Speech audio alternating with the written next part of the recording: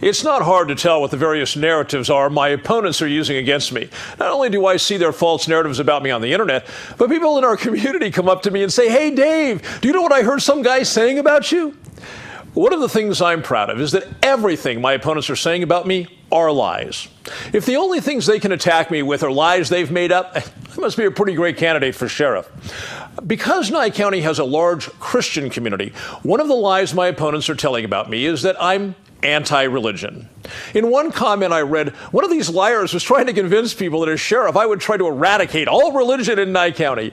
It's easy to see how kooky these kind of lies are. But nevertheless, let's take a moment and discuss my thoughts on religion. I am non-religious. What that means is, concerning religion, for myself, I've said, no thanks. Obviously, I have reasons for that, and as one could imagine, I think they're pretty solid reasons. Does that mean everyone has to agree with me or make the same choices I make? No, that's absurd. We live in a land of liberty in which we all get to make our own choices and set our own course. So where do the lies my opponents are telling about me get their genesis? Well, it's hard to know with liars, but if I had to take a guess, it would be that on my personal Facebook page, I post items from time to time that express my reasons for being non-religious. Do you express your opinions on various subjects at times? Of course you do. We all do. We share our views primarily for two reasons: to clarify to someone else how we see something, or to persuade by what we hope is the logic of our position. Sharing one's views doesn't make anyone else do or not do anything. But let's get more specific. What are my views on people holding religious beliefs?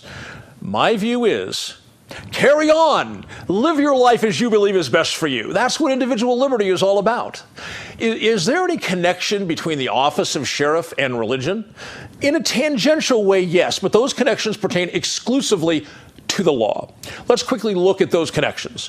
First, and most importantly, in America, we have the freedom of religion provision in our Bill of Rights.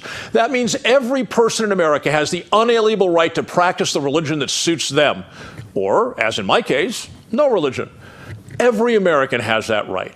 As sheriff, it is my job to ensure that no one, and no law, interferes with your rights. We've all seen laws that interfere with rights. Usually those laws are, in the end, overturned by the courts. However, as your sheriff, I take an oath to protect and defend the Constitution, which includes protecting and defending your rights. I don't have to wait for a court to overturn a law that I can clearly see is unconstitutional. Accordingly, as sheriff, if any law attempts to interfere with your right to practice your religion, my sworn duty is not to enforce that law. Another aspect where religion and law come into contact is when religious folks attempt to get their religious beliefs enshrined in our laws. When that occurs, the majority of one religion is attempting to force the people of other religions, or no religion, to live in accordance with the dictates of the majority's religion. That is also unconstitutional, and as your sheriff, laws of that nature would not be enforced in Nye County, because liberty is for everyone. So what's the upshot of all this? Well, it's simple. Freedom.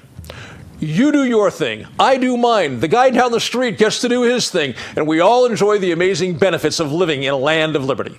I look forward to your vote. Thanks.